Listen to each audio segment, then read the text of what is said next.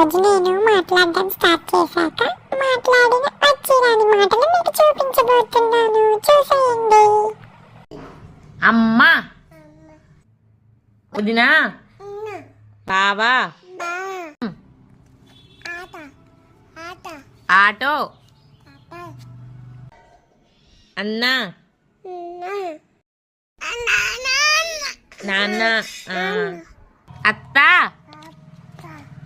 Lorry, అమ్మమ్మ, తాతయ్య, తాత, ఆటో, బస్సు, కప్ప, జేజీ, మాము,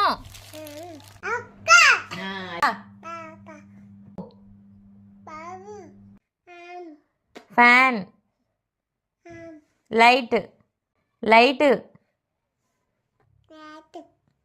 ఏంటది?